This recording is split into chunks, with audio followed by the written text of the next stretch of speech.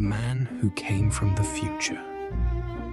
Chapter 1. The Unexpected Arrival. It was a cold, fog-laden evening in November of the year 1896. I, Dr. John H. Watson, was just returning from a long walk through the damp streets of London to our modest rooms at 221B Baker Street. A dense fog hung over the city like a grey curtain, and the rattle of carriages sounded muffled, almost ghostly. As I climbed the stairs, I already heard the familiar scratch of a violin bow. Sherlock Holmes was once again playing one of his melancholy melodies, the kind he only allowed himself when his mind was restless. I opened the door and found my friend in his usual chair by the fire. The pipe between his teeth, his eyes half closed, he sat wrapped in a cloud of strong tobacco smoke. "Watson," he said, without even looking up, "the fog tonight is particularly thick. It swallows the world as though it wishes to keep a secret." I hung up my coat and sat down opposite him. "Indeed, Holmes, and yet it seems to me that you are once again in search of a new puzzle." Before he could reply, there came a loud and unusual knock at the front door below. Mrs. Hudson cried out something, but there was alarm in her voice. Footsteps thundered up the staircase, hurried, uneven. The door to our rooms burst open, and a man stumbled in whom I had never seen in all my life. He was about 30 years of age, tall and slim, with short, dark hair plastered wet by the fog. But it was his clothing that made me freeze. He wore blue trousers made of a rough, smooth fabric, unlike any I had ever seen. Neither wool nor tweed, but something artificial, almost unnatural. Over it he wore a grey garment with a hood and strange white letters across the front. On his feet were light shoes made of cloth and rubber, utterly unsuited to London mud. In his right hand he held a flat, rectangular object of metal and glass that glowed faintly, as if lit from within. The man was breathing heavily, and his eyes darted wildly between Holmes and me. "Mr. Sherlock Holmes," he gasped in English, though with an accent that was neither British nor European. "You must help me. I come from the year 2026. Holmes slowly laid aside the violin. His grey eyes flashed, sharp as razors. "Interesting," he murmured. "Sit down, sir, and tell us everything from the beginning." Watson kindly closed the door. "This promises to be one of the most remarkable stories we have ever heard." The stranger, who later introduced himself as Dr. Alexander Kane, collapsed into the chair. His hands trembled as he placed the glowing rectangle upon the table. "This," he said quietly, "is a tablet, a computer. In the year 2026, everyone carries something like this. It holds all the knowledge of mankind and images from my time." He touched the glass with one finger, and suddenly it flared brighter. Colored images appeared, enormous iron carriages without horses, racing through streets lit brighter than Piccadilly at night, men and women flying through the air in metal birds, and a city that I recognized as London, yet transformed, with towers of glass and steel rising into the clouds. Holmes leaned forward, his fingers nearly touching the glass. "Fascinating. Technology impossible for our century. The fabric of your clothing, synthetic, not natural. Your accent, a mixture of American and British English, but with altered vowels. And this device, it stores light and images like a photographic apparatus, only 1,000 times smaller and faster."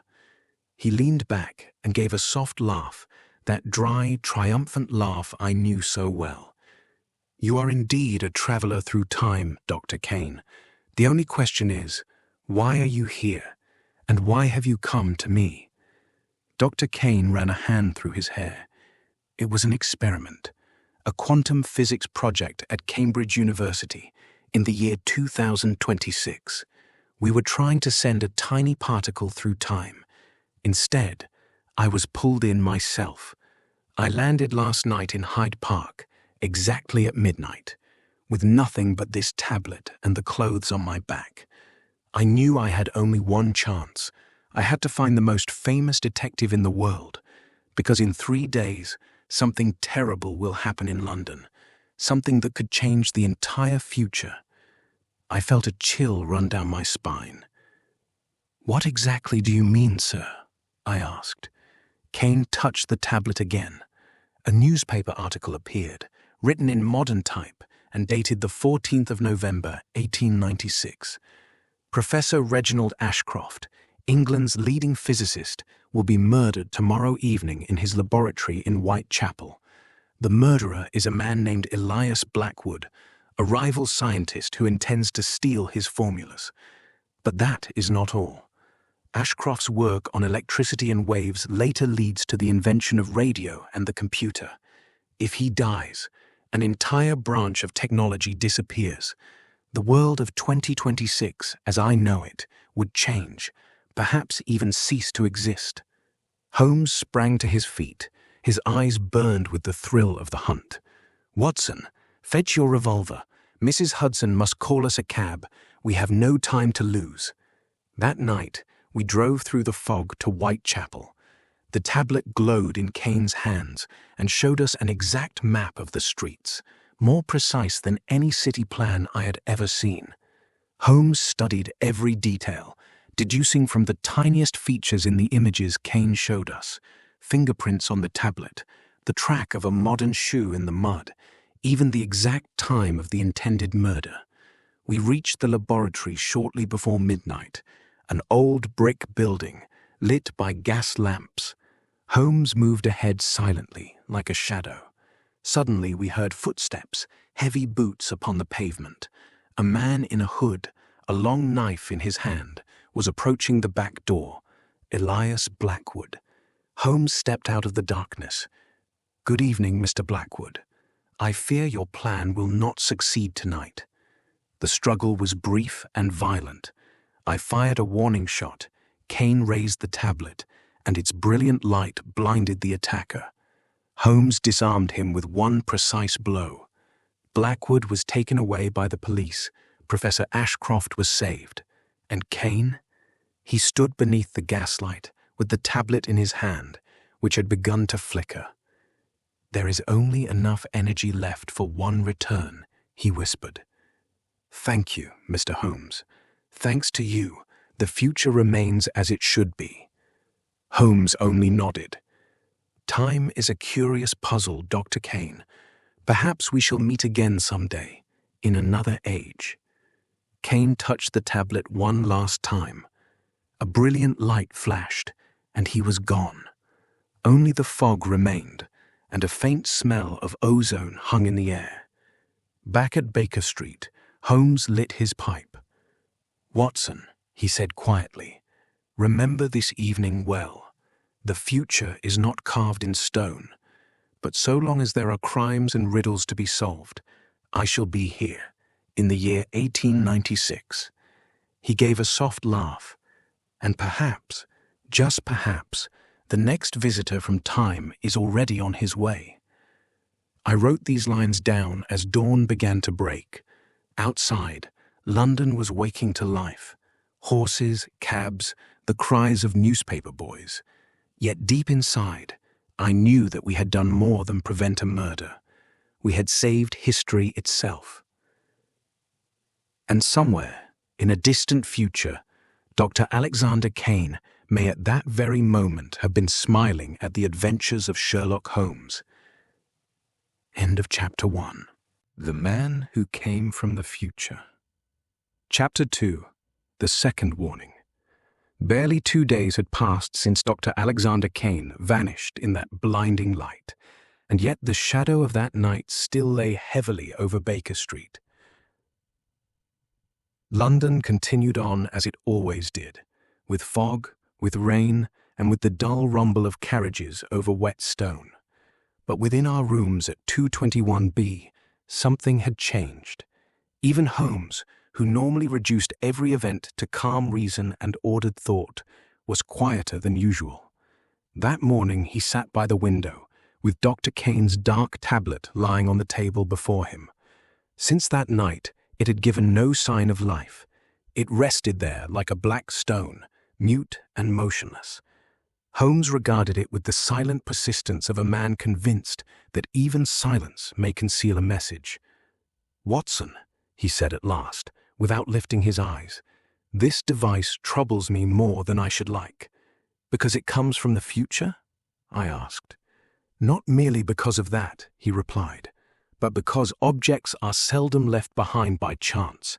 Either Dr. Kane lost it in haste, or it remained here because it was meant to remain here."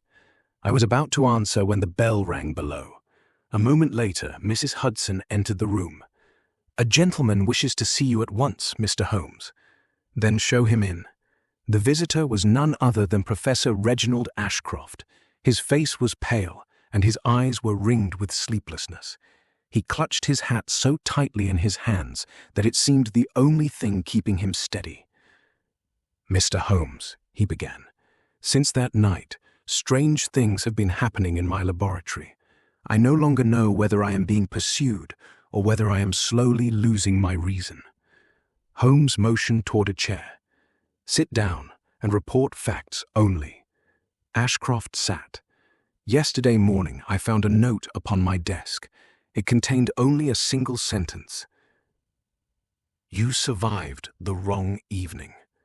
I did not write it, and in the night my assistant heard voices in a locked room. This morning I discovered a black mark upon the wall of my laboratory, as though lightning had struck it." Holmes' eyes narrowed. "Has anyone else, apart from your assistant, been told of this?" "No one." "Good," said Holmes. "Then there is still hope of keeping matters under control." That very morning, we accompanied the professor to Whitechapel. His laboratory stood in a narrow lane, unremarkable from the outside, yet within it was crowded with wires, coils, glass tubes, and the smells of oil and metal. On one wall, there truly was a dark branching mark that resembled the frozen image of a bolt of lightning. Holmes examined it in silence through his lens. "Curious," he murmured. "Not an ordinary burn, more the trace of an instantaneous discharge of extraordinary force." Ashcroft showed us the note. Holmes studied the paper, the ink, and the hand. "An imitation," he said at length. "Well done, but not well enough. Someone wishes to frighten you." "But why?" Ashcroft asked in a trembling voice. Holmes did not answer at once. Instead, he glanced toward the electrical devices in the room. "Because someone apparently believes," he said, "that you still ought to have died." Those words sent a chill even through me. That evening, Holmes asked the professor to leave the laboratory and remained there alone with me. "We shall stay here," he said briefly.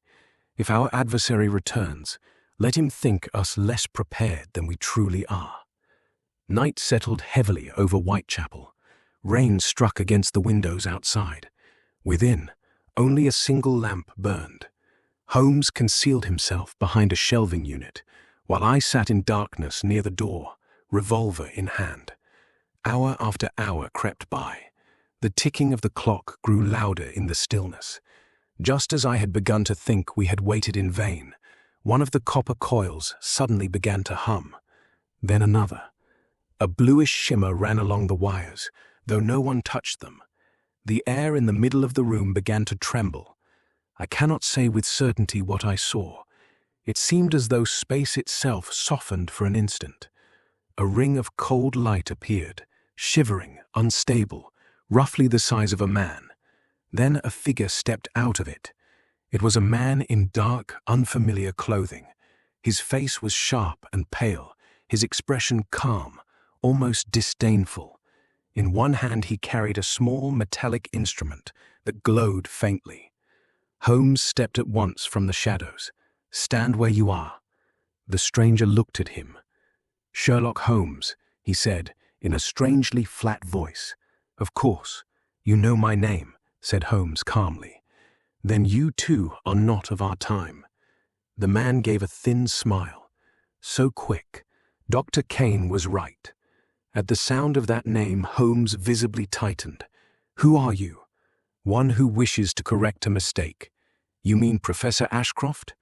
The man raised his chin slightly. "Ashcroft was meant to die.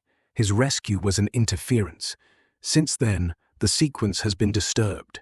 I stepped forward with my revolver raised.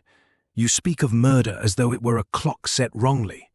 His gaze shifted to me. "For you, it is murder. For others, it is necessity." Holmes took a step toward him. "And who decides that?"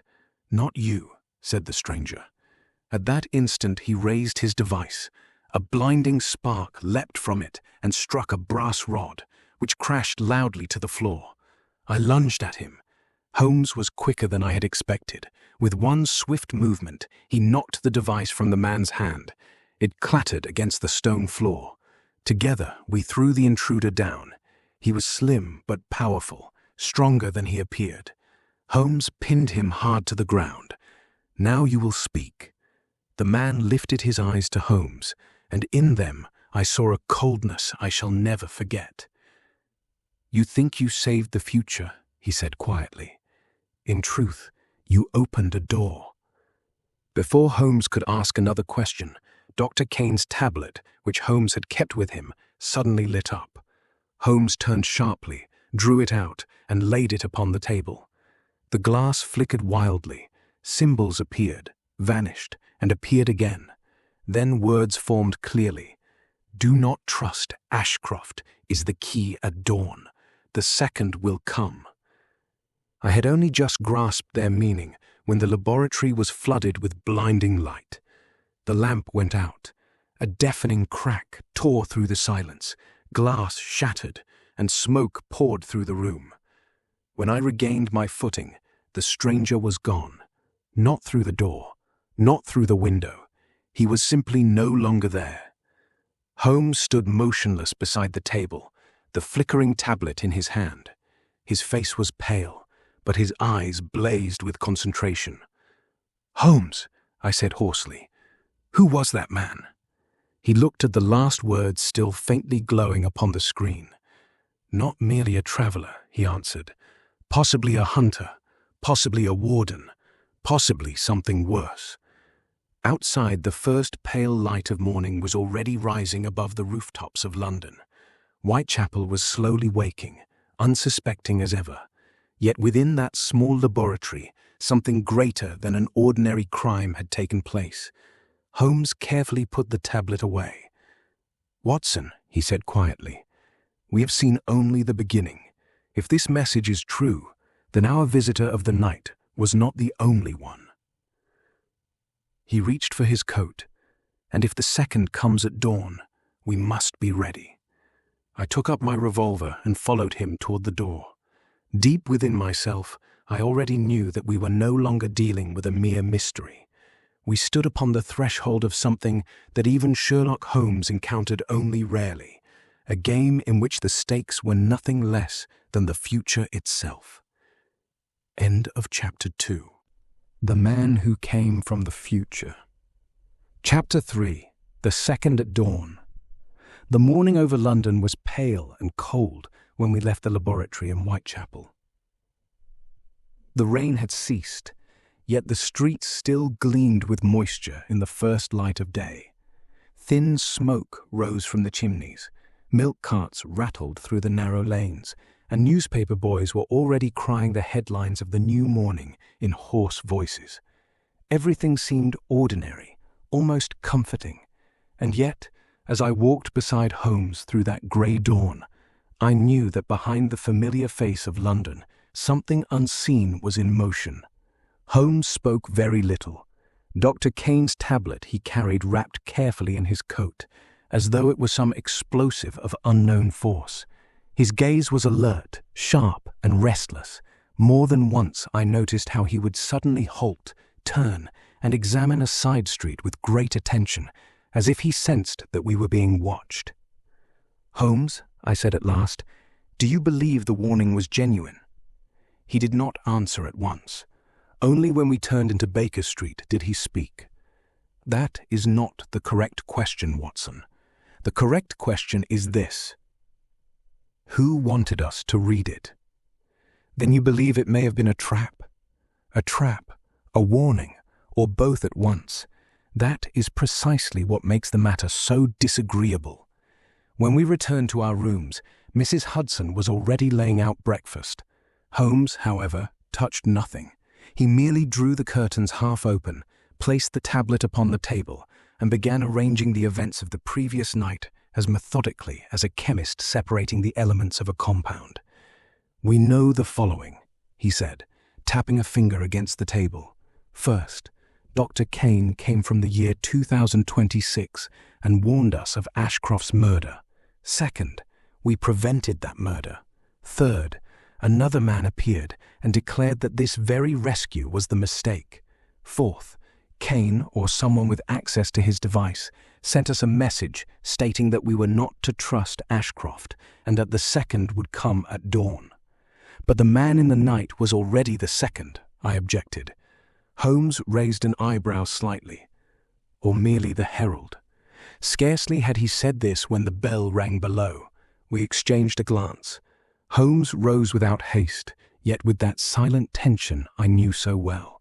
Footsteps ascended the stairs, slow, even, without the slightest hesitation. This was no hurried visitor like Kane, nor a nervous one like Professor Ashcroft. It was the tread of a man perfectly certain of his purpose. The door opened. Mrs. Hudson stood in the doorway, plainly unsettled. "A gentleman for you, Mr. Holmes. He said only that you would be expecting him." Behind her stepped a man whose appearance sent an involuntary shiver through me. He was young, not much above 30, tall, and possessed of remarkable composure. His face was narrow, almost noble in shape, and his dark hair was combed neatly back. He wore clothing which at first glance seemed modern, yet upon closer inspection belonged to no fashion I knew. The fabric of his coat was smooth and deep black, without visible stitching, and his gloves had a dull sheen like fine metal. Unlike Dr. Kane or the grim stranger from the laboratory, this man did not appear hunted, dangerous, or openly hostile. He looked rather as though he belonged wherever he chose to stand. "Mr. Sherlock Holmes," he said in a calm, clear voice. "Dr. John Watson. Forgive the early call, but time is short." Holmes did not offer him a seat. "Your name?" The man met his gaze directly. "My name is Adrian Vale. And your year?" For the briefest instant, something like acknowledgement passed across his face. 2031, he answered. Mrs. Hudson gave a faint cry and withdrew without a word. Holmes closed the door himself. "Then you too come from the future," I said. "Yes, Dr. Watson." "And what do you want of us?" Holmes asked.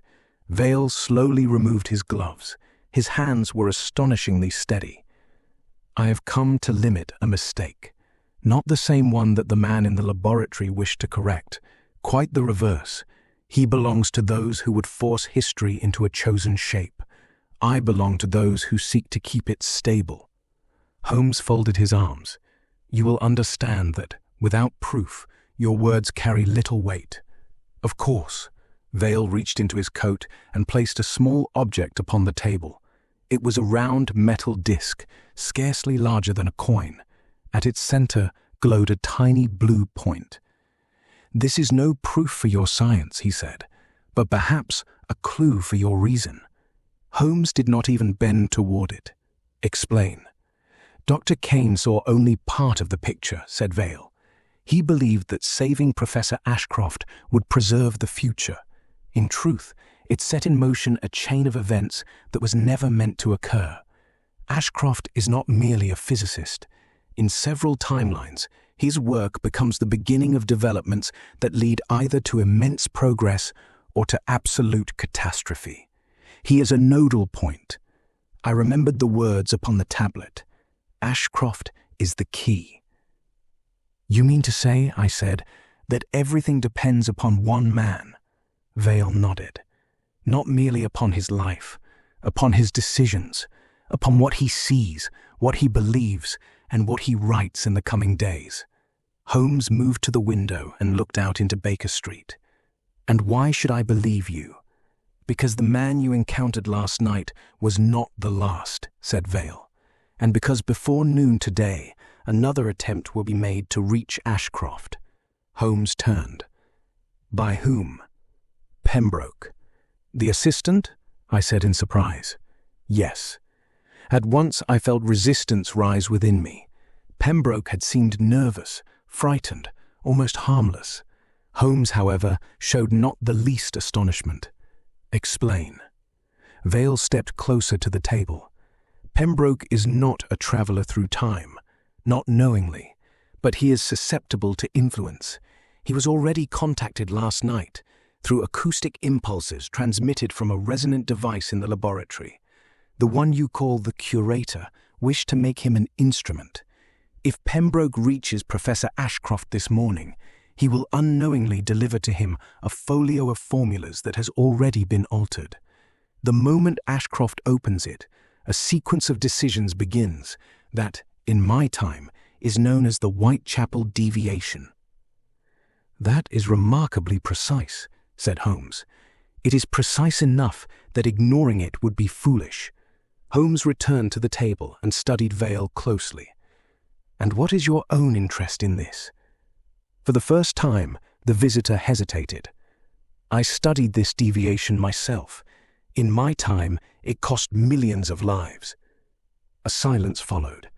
Then Holmes said, in a tone of perfect calm, "And yet you come here alone, without weapons, without threats, and without attempting to remove Ashcroft directly. Why?" Vale held his gaze for some moments. Because in every computed variation, there is one constant, Mr. Holmes. You. I might have laughed, had the man not been so utterly serious. Holmes, however, remained entirely unmoved. Flattery is a clumsy instrument, he said. That was not flattery, Vale replied. It was statistics. Before Holmes could answer, the tablet upon the table suddenly flared to life. A thin sheet of light ran across its black surface, and for a moment I thought I saw a face within it, distorted, unstable, like a reflection in disturbed water. Then fresh words appeared. Not Vale, not Pembroke. Follow the clock. The light vanished. I stared at the dark glass. Now the message contradicts your visitor, I said. Plainly, said Holmes softly. Vale regarded the tablet without visible alarm. Then Kane is still active, or someone is using his signature. Are you? Holmes asked at once. No. The curator? Possibly. Holmes began pacing the room slowly. I knew well enough what this meant. His mind was now working at full speed. 2 messages, 2 men from the future, 2 opposing warnings, and in the midst of them, a Victorian scientist, a nervous assistant, and a London utterly ignorant of all that hung above it. At last, Holmes stopped. Watson, get your coat. We go at once to Whitechapel. Mr. Vale comes with us, under my observation. If I detect the slightest lie in you, I shall hand you over to the police, and I strongly doubt that a 19th century prison would suit your habits. Vale inclined his head slightly. That is acceptable. A few minutes later we were seated in a cab. Its wheels splashed water from the stones as we moved through the morning traffic. Vale sat opposite us, upright and still as a statue. Holmes, meanwhile, held his pocket watch in his hand. Follow the clock, I murmured. What do you suppose it means? Holmes did not lift his eyes. That someone wishes us to attend to time, or to a particular clock, or to the man who carries it. Pembroke, I suggested. Perhaps Professor Ashcroft, or perhaps neither.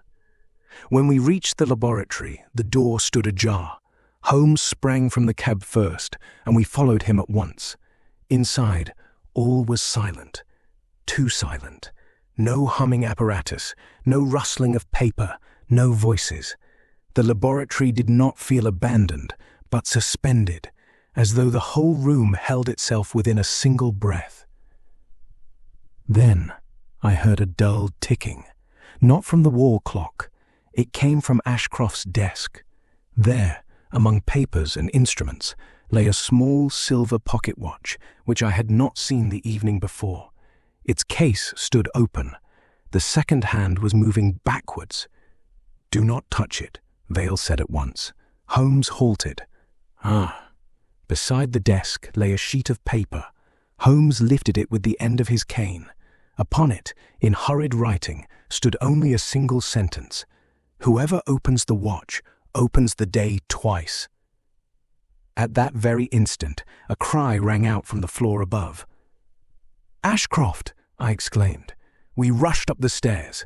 In the professor's workroom, we found Reginald Ashcroft standing at the window, pale and trembling. Before him, on the floor, knelt Pembroke, both hands pressed to his head as though he wished to hold some terrible sound inside himself. "He is here again," Pembroke groaned. "I hear him again.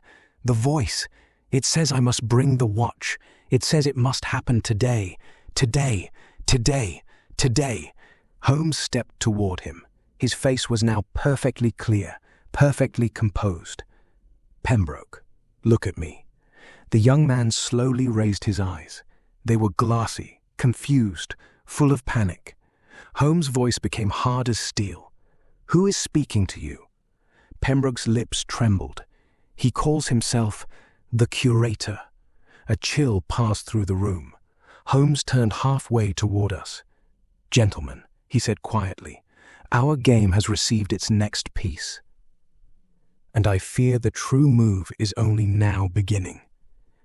End of Chapter 3. The Man Who Came from the Future. Chapter 4. The Clock That Ran Backwards. Never before had I seen a man who appeared at once so awake and yet so utterly lost as Pembroke did in that moment.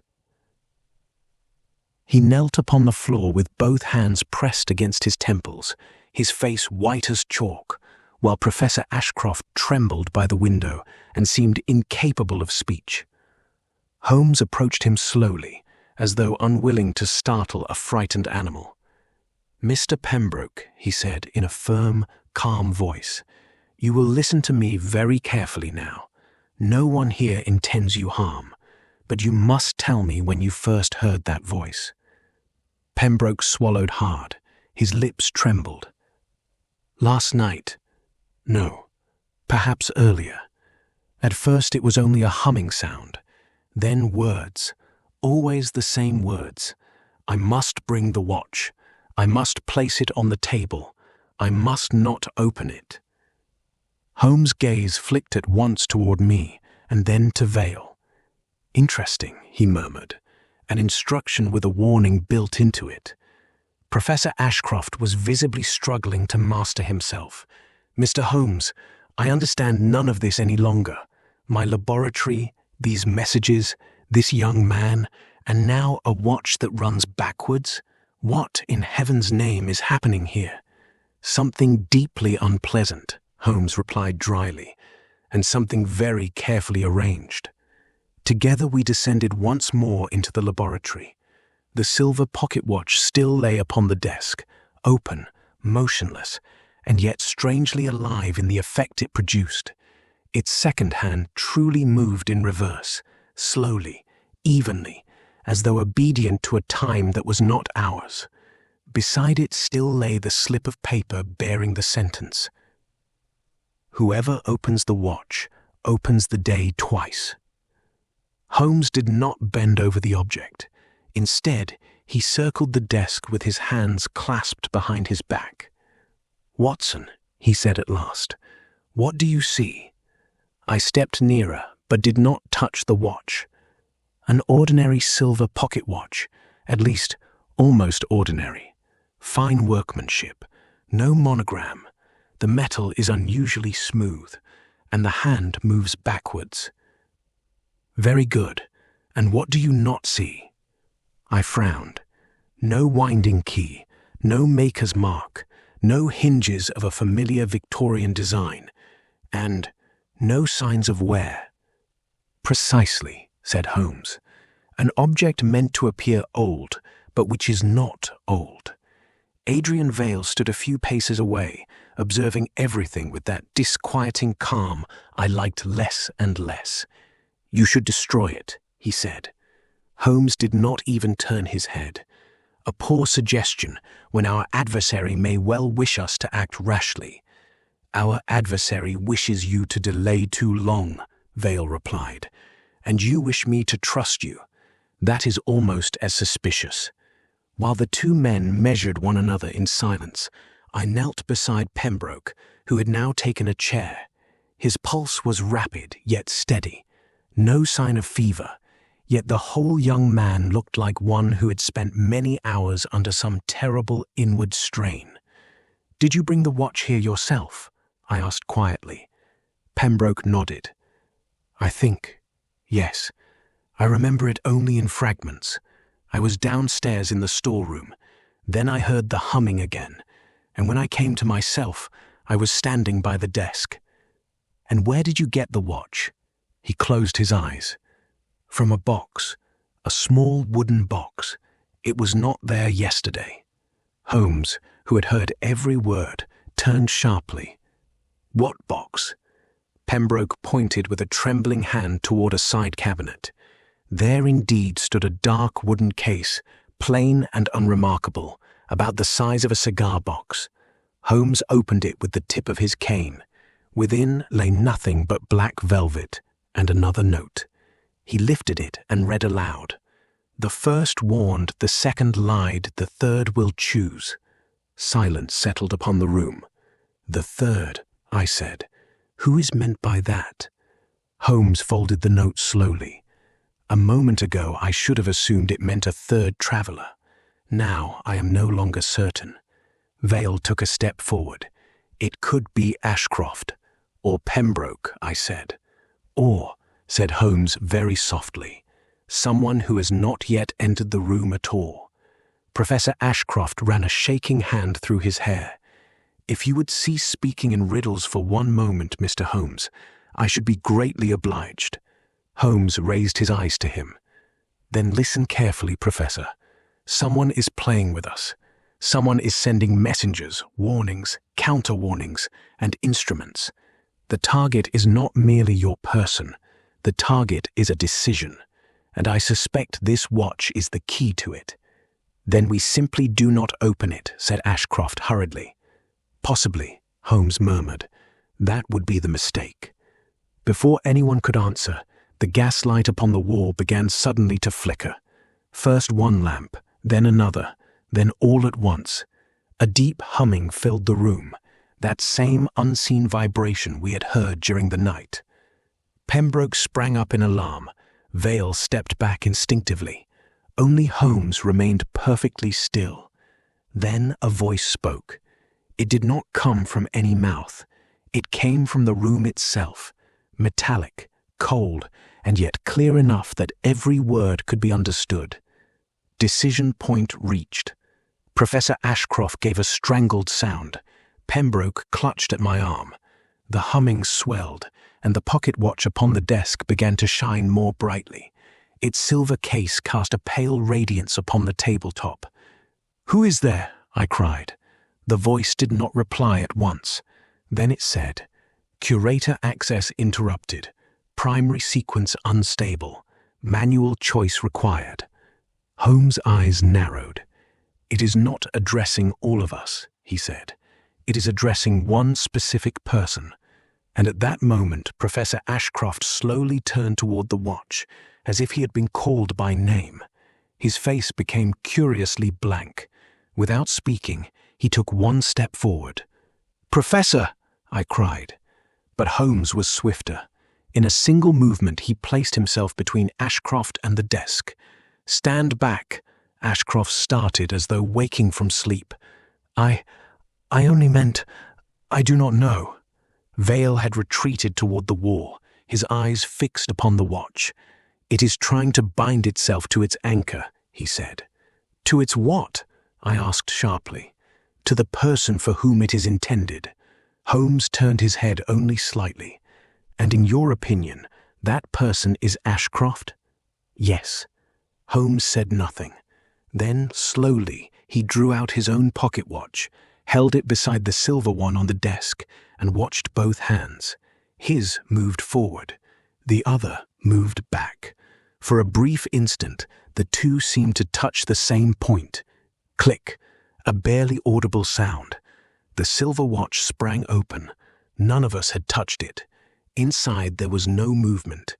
Instead of gears and springs, there lay within it a wafer-thin disc of dark glass, hardly thicker than paper. Tiny symbols glowed upon it, far too small to read at a glance. Holmes raised his lens, bent over it, and froze. "What is it?" I asked. He did not answer at once. When at last he spoke, his voice was unusually grave. "It is a list." "A list of what?" Holmes straightened slowly. His eyes were now fixed upon Professor Ashcroft. "Dates." "Dates?" the professor repeated blankly. "Yes," said Holmes. "Future dates, years, places, and beside each one, an event." Vale stepped forward with sudden speed. "Show it to me." Holmes drew the disc back at once. Certainly not. Yet I had already seen enough to read one entry. London, 1937. Radio Shadow Berlin, 1944. Break line, New York, 1989. Null signal. I felt cold. "Are those disasters?" I asked. "Possibly," said Holmes. "Or disasters prevented, or disasters intended. For the moment, we do not know." Professor Ashcroft took an unsteady step backwards. "What has that to do with me?" Holmes looked at him without blinking. "I fear, Professor, that it has a great deal to do with you." Pembroke, who had spoken very little until then, suddenly whispered, "There is more." We turned toward him at once. With a trembling hand, he pointed to the inner lid of the watch. There, where one might have expected a maker's engraving, stood a single name in minute, perfectly cut letters. Ashcroft, no. No one spoke. Outside, a cart rolled over the stones. Somewhere, a church clock struck the hour. Ordinary London was proceeding with its day, while we stood around a desk, staring into a machine that may have leapt across decades or centuries. Holmes carefully closed the watch again. "Well," he said, with a calmness I could scarcely comprehend in that moment, "we know at least one thing with certainty now." "And what is that?" I asked. He slipped the watch into his pocket and reached for his coat. "That Professor Ashcroft stands at the center of this affair by no accident whatsoever." His eyes moved from Vale to Pembroke and then back to me. "And that if we remain here any longer, we shall be found precisely where our adversary wishes us to be found." "What do you propose?" I asked. Holmes' expression hardened. "We disappear, at once, and we take Professor Ashcroft with us." Vale gave a short nod. "Where?" Holmes was already opening the door. "To a place," he said, "where even the future will not find us easily." I followed him, my revolver beneath my coat and my heart heavy and quick. Behind me came Pembroke, half stunned, beside him the pale Professor Ashcroft, and last of all Adrian Vale, silent as a shadow from another world. When we stepped out into the street, the fog lay low again over Whitechapel. The city seemed to swallow us whole. Yet in that moment I knew with grim certainty that we were no longer the hunters. We were the hunted. End of Chapter 4. The Man Who Came from the Future. Chapter 5. Lestrade and the Dead Man in the Fog. There are moments when even the sharpest mind is compelled to seek shelter in shadow. Such was the case that morning when Holmes led us away from Whitechapel, away from Professor Ashcroft's laboratory, away from the watch that ran backwards, and away from the voices that belonged to no human throat. The fog lay low once more over London, as though the city itself wished to conceal what moved within its streets. We had scarcely spent a quarter of an hour in a narrow and unremarkable lane not far from Marylebone, where Holmes had paused to gather his thoughts, when hurried footsteps were suddenly heard. A man came around the corner, small, energetic, with sharp features and that unmistakable expression of irritated duty which I knew so well. Inspector Lestrade of Scotland Yard. "Mr. Holmes," he said breathlessly, the instant he recognized us. "I might have known I should find you here." Holmes raised his brows slightly. "Then you have either relied upon intuition, Lestrade, or you have been followed with extraordinary incompetence." Lestrade made a face. "I have no time for cleverness today. There has been a murder in Whitechapel." Those words brought us all to a standstill. "Who?" Holmes asked at once. Lestrade cast a brief, suspicious glance at Professor Ashcroft, then at Pembroke, and finally at Adrian Vale, who stood silently in the background. "A man was found dead this morning in a narrow passage behind the old foundry. His throat not cut, no stab wound, no gunshot, and yet he is as dead as stone. The whole thing is most disagreeable, very disagreeable." "Then take us there," said Holmes. Lestrade folded his arms. "Not before you tell me why your name has already been mentioned twice today." A constable heard a witness say that a tall, gaunt man had declared shortly before dawn that only Holmes would understand it now. Holmes' expression sharpened for an instant. "Then we are indeed wasting time. Watson, you come with me. Professor Ashcroft is not to be left alone for a moment. Mr. Vale comes as well. Pembroke remains between us." Lestrade was clearly on the verge of protest, yet something in my friend's face stopped him. Instead, he turned on his heel. "Very well, but if your company causes me trouble, Holmes, I shall remind you of it for years." We followed him through a tangle of wet streets and narrow courts, until we reached a passage scarcely wide enough for two men abreast. The fog lay there so heavily that the brick walls looked like damp gravestones. Two constables were keeping back the small crowd of curious onlookers that had already gathered. The dead man lay half in shadow beside the wall. I knelt at once beside him. He was a man of middle years, neatly dressed, solidly built, and with remarkably well-kept hands. No blood, no visible wound, yet his face was fixed in an expression of terror. His eyes were wide open, his lips slightly twisted, as though in the final instant of life he had seen something that exceeded reason itself. "Well, doctor?" said Lestrade. I bent nearer. The skin was cold, but not so stiff as to indicate a long-dead body. "He died no more than an hour ago," I said. "Most likely very suddenly. The heart may have failed, but I see no clear natural cause. There are no signs of violence and no marks of struggle." Holmes was already on his feet, his eyes moving restlessly over the walls, the paving stones, the gutters, even the windows of the adjoining houses. "Pockets?" Lestrade nodded to a constable, who handed him a wallet and several small objects. "Name of the deceased, Edwin Mallory. A bookkeeper, lives in Stepney. No known enemies as yet. No watch, no ring, no money is missing." "So not robbery," Holmes murmured. Vale stood a little apart, his gaze fixed upon the corpse. For a brief moment, I thought I detected something like recognition in his expression. Holmes saw it too. "You know him?" he asked sharply. Vale answered only after a pause. "No, but I know that expression." "What expression?" "The expression of a man," Vale said quietly, "who has seen something that does not belong to his time."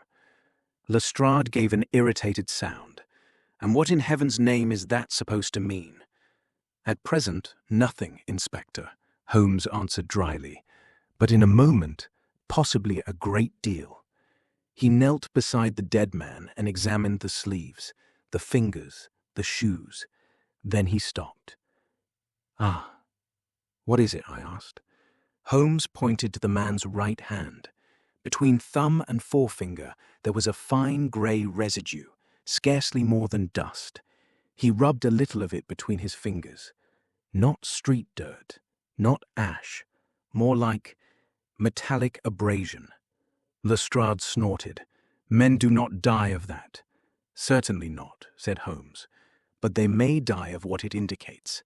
He rose and stepped back a pace or two. Then he halted beside the wall. There, just above the level of the dead man's shoulder, ran a narrow black trace, barely visible upon the damp brick. It was the very same branching mark we had already seen in Ashcroft's laboratory. A chill went through me. Holmes, I said quietly. The same mark. Lestrade came closer. Now speak plainly. Holmes turned to him. Inspector, did any witness report anything unusual? Light? Sound? Lestrade nodded unwillingly. A woman in the house opposite claimed she saw a blue flash shortly before dawn. I took it for nonsense. And now you take it for an inconvenient but useful observation, said Holmes. Lestrade narrowed his eyes. You know more than you are telling. Yes, Holmes replied simply.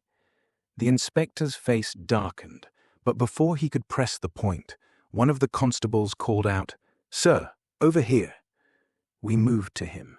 In the gutter, no more than a yard from the body, lay a small object of dark metal, round, smooth, and distinctly alien in appearance. Vale stiffened visibly. Do not touch it, he said at once. Lestrade glared at him. You do not give orders here, sir. Then do as you please, Vale replied coldly, and risk having 2 dead men here instead of 1. Holmes raised a hand. Leave it where it is. Lestrade made another impatient noise, but this time obeyed. Holmes bent over the object without touching it. A fragment, he murmured, of the same type as the curator's device, damaged, perhaps overloaded. Curator? Lestrade asked sharply. What curator? Holmes straightened slowly. A man, Inspector, who apparently believes he has the right to decide the order of life and death. That is not an answer. It is more than you are capable of digesting at present, Holmes said with icy calm. I saw Lestrade's face redden. He was about to make some sharp protest when Professor Ashcroft, who had remained pale and silent until then, gave a sudden, strangled sound. He was staring at the dead man. I know him, he whispered. All of us turned to him. Edwin Mallory, he said, now more clearly. He was in my laboratory yesterday evening. Holmes' head snapped around. What? Yes, said Ashcroft in a trembling voice. He came shortly before dusk. He said he had papers for me, old records of grants, deliveries, and technical orders. I sent him away, as I had no head for such matters. He seemed confused, almost frightened. He asked me... Ashcroft broke off. What did he ask? Holmes demanded. He asked whether the watch had arrived. For a moment, even the fog itself seemed to pause. Lestrade looked from one face to another. What watch? Holmes did not answer. Instead, he stepped close to Professor Ashcroft. Why did you not tell us this earlier? Because I forgot, Ashcroft cried almost desperately. Can you not understand? For the last 2 days, my mind has felt as though it were under water. I scarcely know any longer what matters and what does not. Holmes believed him. I could see that at once. Then Mallory knew of a watch he expected to find, I said slowly. And now he lies dead in an alley, without a wound, yet with the same mark as the one in your laboratory. Exactly, said Holmes, and from that it follows that Mallory did not die by chance. He was stopped. By whom? Asked Lestrade.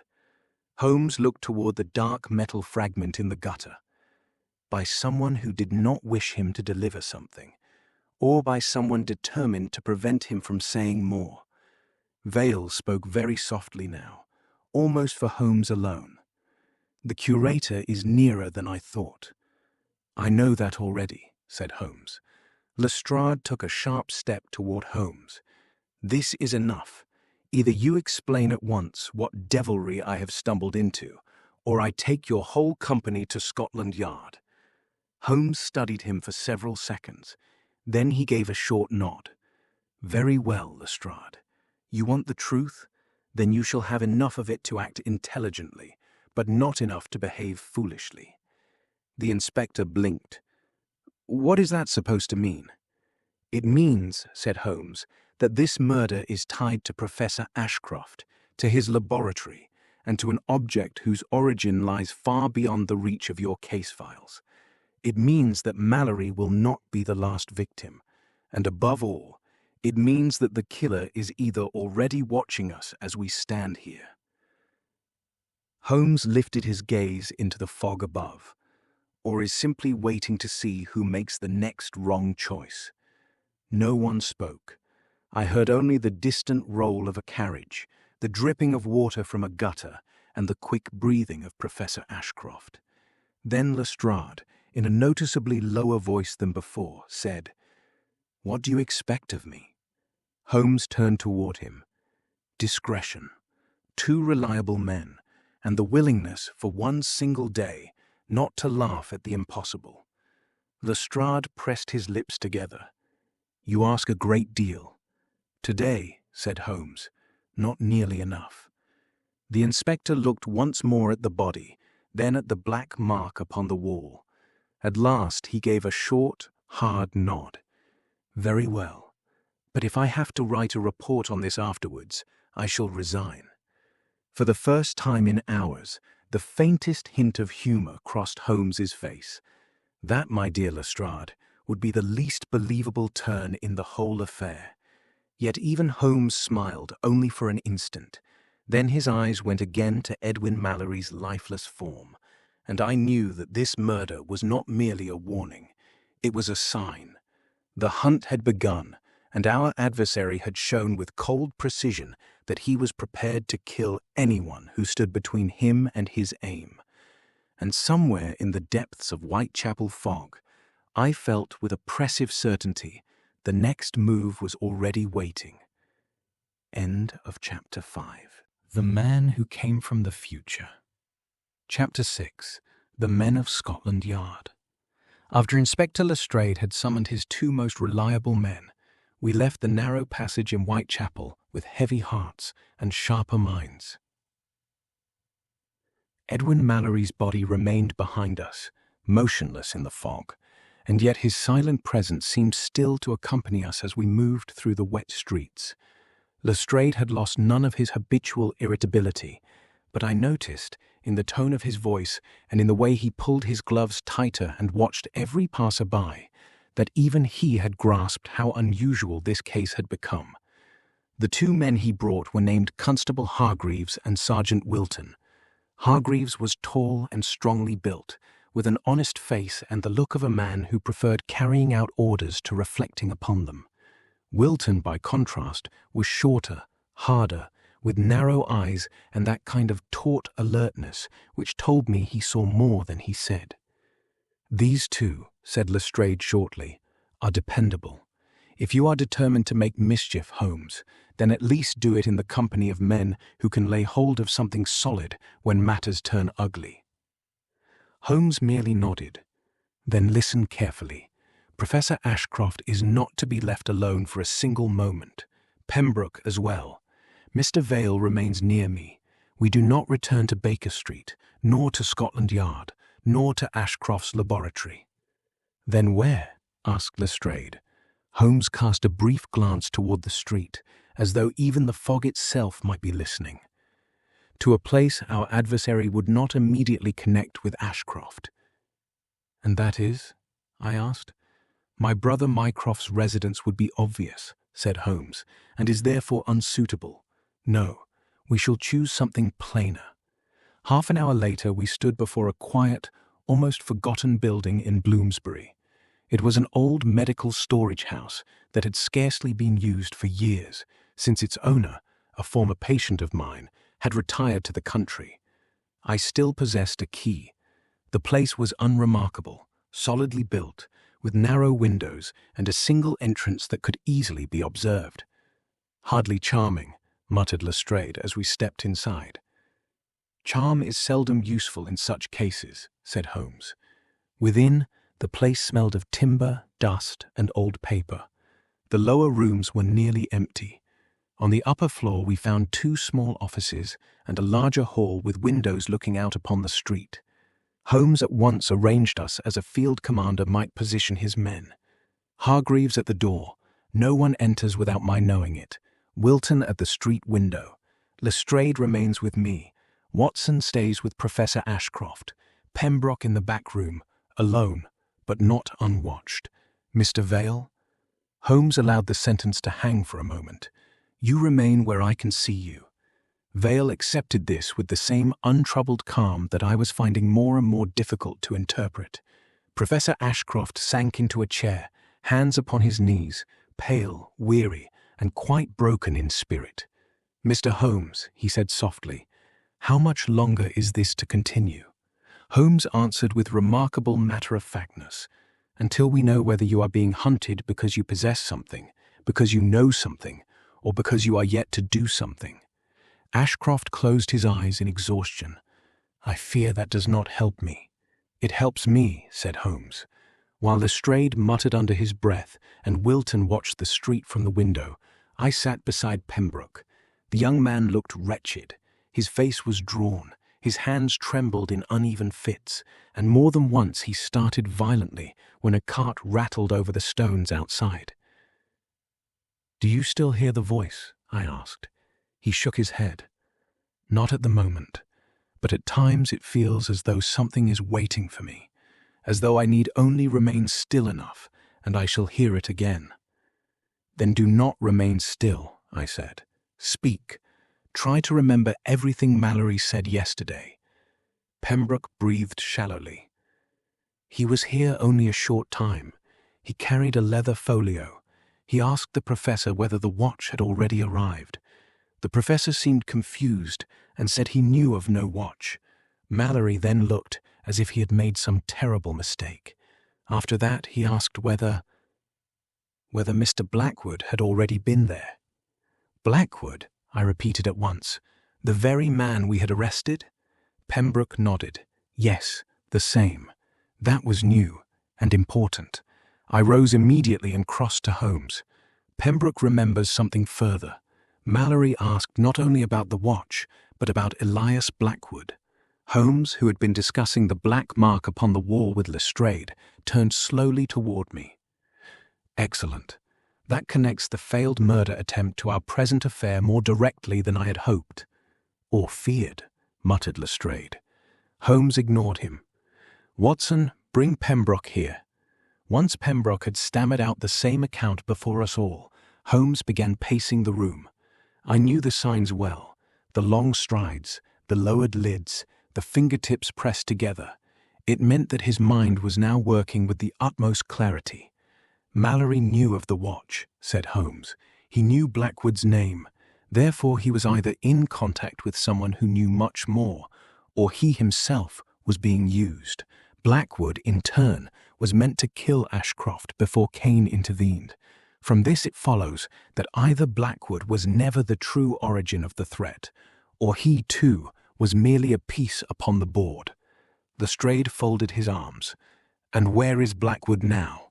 "In prison," I said. "Then," said Wilton from the window, without turning his head, "it might be wise to question him." We all looked at him. Lestrade lifted his brows. "Well now, the sergeant thinks." Wilton did not alter his expression. "Occasionally, sir." Holmes, however, gave a short nod. "Quite right.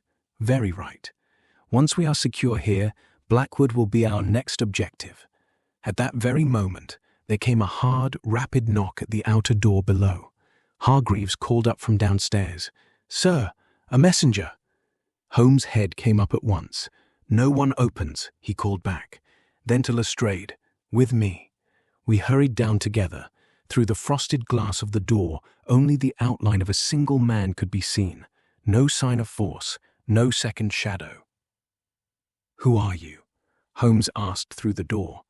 A hoarse voice replied, "Message for Professor Ashcroft, urgent, from Scotland Yard." Lestrade made a face as though he had tasted vinegar. "From Scotland Yard, it most certainly is not." Holmes gave Hargreaves the slightest nod. The constable opened the door not fully, but only a narrow crack. Instantly, a thin envelope was thrust through and fell onto the floorboards. The messenger himself was already running off. Hargreaves made to pursue him, but Holmes held him back. "No, that was deliberate. The man himself is insignificant." Lestrade picked up the envelope. There was no seal upon it, only a single line written on the front, "For the third." Holmes took it from him and opened it carefully. Within, there was only one sheet of paper. He read it in silence, then handed it to me. Upon it were written the words, "Mallory's death was only the invitation. If you want the truth, ask Blackwood, but beware the man who has no future." "The man who has no future," I said quietly. Vale stood at the top of the stairs and had evidently heard the words as well. His face remained calm, but his eyes narrowed slightly. Holmes looked slowly up at him. "Interesting. You are looking at me," said Vale. "Yes. And you think it means me?" "At present I think nothing finally," Holmes replied, "but I make note of it." We returned to the upper room. The atmosphere had changed. Even Lestrade, who had at first been merely irritated and skeptical, now fell silent more often. Hargreaves resumed his place at the door. Wilton took up his station by the window again. Pembroke fought for breath whenever a floorboard creaked. Professor Ashcroft looked like a man wondering whether his science had ever been worth such a price. Then came the second disturbance of the day. Wilton, who had until then been silently watching the street, suddenly raised a hand. "Movement opposite," he said shortly. We went to the window. Across the street stood a man in a dark coat, motionless in the fog, too far away for his features to be distinguished, yet upright, still, waiting. He did not stand like a passer-by. He stood like an observer. "Hargreaves," said Lestrade. "With me." But before they had even reached the door, the man turned his head slightly toward us, as though he knew precisely that we had seen him, and then walked calmly on until the fog swallowed him. "Confound it," muttered Lestrade. "No," said Holmes very softly. "That was not a failure. That was a message." "What message?" I asked. "That they know where we are, and that our adversary is in no hurry." He stepped away from the window and reached for his coat. "That decides our next move. Lestrade, we go to Blackwood, at once. Watson, you remain here with Ashcroft. Hargreaves remains as well. Wilton keeps watch on the street. Pembroke is to be kept away from every watch, every device, and every scrap of paper. Mr. Vale comes with me." "What?" I said at once. "You mean to take him with you?" Holmes gave me a brief look. "Yes, if he lies, I would rather he do so before my eyes than behind my back." Vale inclined his head slightly, as though he had expected nothing else. Lestrade pulled his gloves tighter. "Splendid. So we go to question an imprisoned murderer, while another may well be watching us already." Holmes had already opened the door. "Welcome to an interesting case, Lestrade." When they had gone, a strange silence settled over the house. Only the ticking of my own watch could be heard, and even that sound began to strike me as uncomfortably loud. Professor Ashcroft sat at the table, staring into nothing. Pembroke sat with folded hands as though in prayer. Wilton stood by the window like a figure of stone. As for me, I could not drive one sentence from my mind. Beware the man who has no future. And as the afternoon slowly gave way to early evening, I found myself wondering with growing unease whether the greatest danger was not waiting somewhere in the fog outside at all, but had long since entered the room with us. End of Chapter 6. The Man Who Came from the Future. Chapter 7. The End in the Morning Light. Evening settled heavily over the old house in Bloomsbury, and with every passing hour the very air seemed to grow more strained. Professor Ashcroft still sat in silence at the table. Pembroke looked like a man who might at any moment fall once more under that dreadful influence, and Sergeant Wilton stood motionless on watch by the window. As for myself, I paced the room in restless circles, for Holmes's absence weighed more heavily upon me than I cared to admit. Outside, the fog had thickened again. The pale glow of the lamps blurred within it like light seen through dirty water. Little could be heard beyond the occasional rumble of distant carts, and yet I had the oppressive certainty that we were being watched. At about 9 o'clock, at last, there came footsteps upon the stairs. I turned sharply, revolver already in my hand. A moment later the door opened, and Holmes entered, followed by Lestrade and Adrian Vale. Holmes's coat was damp with fog, his face paler than usual, but his eyes burned with that cold vitality which told me he had learned something decisive. "Holmes!" I cried. "Well?" He removed his gloves. "Blackwood is dead." Those words struck us like a blow. "Dead?" I repeated. "How?"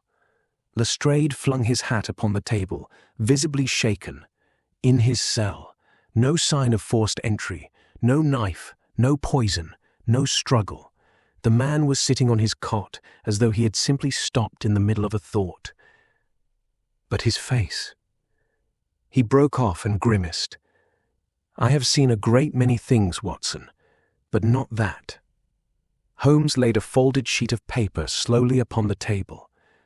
"And this was found with him." I opened it. In narrow, sharply defined handwriting were the words, "The third has chosen the door remains open at sunrise. It ends." I looked up. "Then the third truly is Ashcroft." "Yes," said Holmes. "Now I am certain." Professor Ashcroft lifted his head. "But I have chosen nothing." Holmes went to him. "On the contrary, you have chosen without knowing it. Your calculations, your decisions, even your refusal to believe certain things, all of it forms part of the choice. Before he died, Blackwood confessed that he never understood for whom he truly worked. He received instructions, names, and money from an intermediary. And that intermediary spoke of a machine that could function only if Ashcroft lived, and yet was driven into fear. "The watch," I whispered. "Exactly," said Holmes. "The watch was not merely an instrument, it was a trigger, a key meant to turn Ashcroft's mind and work in a particular direction." Vale stepped forward. "Then there is very little time left." Lestrade glared at him. "You may stop speaking as though you know more than the rest of us." Vale replied calmly, "Because I do." Holmes raised a hand before Lestrade could explode. "He is right. Blackwood's death confirms that our adversary is abandoning indirect methods and proceeding to the final measure. The curator will appear in person before sunrise." Pembroke gave a low moan. "Then it is over." "On the contrary," said Holmes. "Then it enters its final stage." He turned to me. "Watson, we return to Whitechapel." "To the laboratory?" "Yes. Everything leads back to it. Mallory, the watch, Blackwood, the messages. The center of the web remains Ashcroft's laboratory." Professor Ashcroft rose on trembling legs. "And I am to go back there?" Holmes looked directly at him. "You must, because it is there that it will be decided what remains of you, whether you are a scientist, a victim, or the man whose work poisons centuries to come." Ashcroft closed his eyes for a moment. Then he gave a weak nod. An hour later we were travelling in 2 cabs through the night-bound streets of London, back toward Whitechapel. The fog was thicker than ever. Gas lamps were reduced to dim blurs in the grey. Very little was said. Lestrade checked his revolver repeatedly. Vale sat motionless like a man approaching the end of a calculation long since completed. Holmes, however, merely stared out into the fog, and I knew that he had already taken the final step in his reasoning. When we reached the laboratory, the door stood open. No light burned, no sound came from within. Holmes motioned us to silence. Then he entered first, I close behind him. Lestrade and Wilton followed with drawn weapons. Ashcroft and Pembroke remained for the moment at the rear, with Vale beside them. The laboratory was dark. lit only by the faint light from outside. The instruments stood like black skeletons, yet upon the desk lay the silver watch. It was closed, and it was ticking. Forward. "He is here," said Vale softly. Before anyone could answer, the room again filled with that deep humming sound. The lamps began to flicker. A cold blue radiance ran over the copper coils, and in the center of the laboratory, the air thickened into the trembling circle we had already seen before. Then he stepped through it. The curator. He seemed paler than on the previous night, almost translucent in the flickering light, yet his eyes burned with the same implacable coldness. In his hand this time he carried not a small device, but a slender rod of dark metal, at whose tip a dull point of light pulsed. "Sherlock Holmes," he said, "still in my way." Holmes stepped forward. "And you still imagine yourself entitled to sort history like papers in an archive?" The curator smiled thinly. "History is not a poem, Mr. Holmes. It is administration, correction, removal of error." "Then I am evidently an error you have failed to remove." "Not yet." Lestrade raised his revolver. "One step further and I fire." The curator scarcely glanced at him. "You do not even understand the kind of room in which you stand." "Enough," Holmes said sharply. "You wished not to kill Ashcroft, but to direct him. Why?" For the first time the curator's eyes shifted to Professor Ashcroft. "Because he is the threshold. His work determines not merely what will be invented, but who first opens the door. Radio, computing engines, signal networks, all begin in his thought. In some timelines they lead to knowledge, in others to domination. We preserve the line that survives." "You mean," I said, "the line that suits you?" "The line that remains," said the curator. Ashcroft stepped forward, trembling. "And what is it you want me to do?" "Destroy the formula," said the curator. "Now, at once. Then the fracture closes." "Lie," said Vale. All eyes turned to him. Vale stepped out from the half-shadow, calm, upright, and resolved. If Ashcroft destroys what he has begun, the door does not close. It remains open, but only for those who would control it by force. The curator lifted his rod slightly. "You should never have come here." "And you," Vale replied, "should never have believed you could outwit Holmes." In that instant I understood. "Holmes," I said quickly, "the man with no future." "Yes," he said softly, "not Vale, the curator." A barely perceptible tightening passed over the curator's face. Holmes now stepped fully into the middle of the room. "You have no future because you belong to no stable timeline. You exist only so long as the fracture remains open. That is why you need Ashcroft. That is why you need fear, confusion, and guided decisions. You are not the judge of history." "You are not the judge of history." Holmes's eyes turned hard as steel. "You are its parasite." For the first time, pure hatred twisted the curator's face. He raised the rod, and a blinding burst of light shot across the room. But Holmes had been waiting for precisely that. "Now, Watson, Lestrade." I sprang forward as Lestrade fired at the same moment. The bullet did not strike the curator himself, but it shattered the great induction coil behind him. In the same instant, Holmes hurled the silver watch to the floor. Vale rushed in and stamped down upon it with all his strength. A deafening crash filled the laboratory. The air seemed to fold inward upon itself. Blue light tore through the room. Glass shattered in all directions. Sparks burst from the machines. Pembroke cried out. Ashcroft was hurled against the table. I myself was thrown to the ground, and for one moment all breath was driven from my chest. With effort I raised myself again. Holmes was still standing in the middle of the room. Before him the circle of light flickered, unstable, breaking apart like a dying star. The curator reeled backwards, his body half within the light, half already beyond it. "You fools!" he cried in a suddenly distorted voice. "You do not know what it is you destroy." Holmes stood perfectly still. "On the contrary," he said, "a bad ending." Then Vale seized the shattered induction rod with both hands and thrust it into the very center of the flickering circle. There came one final, blinding flash. Then all was dark. Only slowly did the ordinary sounds of the world return. The crackle of damaged wires, the drip of water, the heavy breathing of the men in the room. Somewhere outside, a cock crowed. The first light of morning began to creep through the windows. The curator was gone. Not vaporized, not fled, simply no longer there. Holmes still stood upright, though his coat was blackened and a fine line of blood had appeared upon his brow. Lestrade sat on the floor, breathing hard, looking as though his faith in an orderly world had been permanently damaged. Pembroke wept softly. Professor Ashcroft sat slumped against the wall, alive but spent. Vale stood motionless in the pale morning light, as though listening to some distant echo only he could hear. At length, Lestrade spoke hoarsely.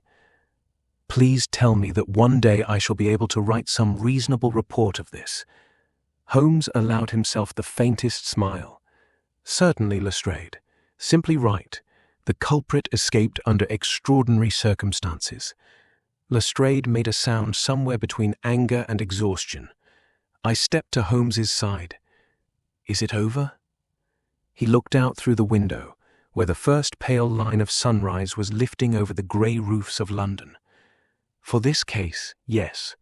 The fracture is closed. Ashcroft lives. His work belongs to him once more, and our invisible archivist has lost his records." Professor Ashcroft raised his weary head. "What will become of me now?" Holmes turned toward him. "That, Professor, is at last in your own hands again, and perhaps that is the only right kind of future a man should possess." Vale now stepped toward the table. His face had become calmer. "Then my part here is done." "You are leaving?" I asked. "Yes." "Can you return?" Holmes asked. Vale looked at him steadily. "Perhaps, or perhaps not, but that no longer matters. What matters is that this morning exists." Holmes gave a brief nod, as though he understood more than had been spoken. We left the laboratory just as London was waking. Carts rolled once more through the streets, newspaper boys called the news, and smoke rose from 1,000 chimneys. No one who saw us there could have guessed that in a dark brick building in Whitechapel, something greater than a crime had just been prevented. Later, when Professor Ashcroft had been taken to safety, Pembroke attended to, and even Lestrade supplied with a strong brandy, Holmes sat once more in his familiar chair by the fire at Baker Street. His violin lay beside him, his pipe glowed softly. Everything looked almost as though nothing had happened. "Watson," he said after a long silence, "one day you will write this case down. And will anyone believe it?" Holmes smiled very slightly. "Probably not. But that has never been a reliable measure of truth." I sat at my writing desk and began to write as the morning light spread across Baker Street. Perhaps, I thought, the world will never know how close it came to being guided by men who stood outside their own time. Perhaps no one will ever know the name of the curator, or what Dr. Alexander Cain truly risked when he fell through the years. But I know what I saw. I saw Sherlock Holmes standing at the threshold between centuries, calm, unyielding, and clear as ever. And that night I understood more strongly than ever before that the most important thing about the future is not the future itself, but the courage to face it without surrendering one's humanity. So ends the story of the man who came from the future. And if today, many years later, I see some strange glimmer in the London fog or hear a faint humming in the distance, I sometimes ask myself whether all doors truly remain shut. But if they do not, then I know at least one thing with certainty. At 221B Baker Street, there will always be a man ready to take even the riddle of time itself by the throat. End.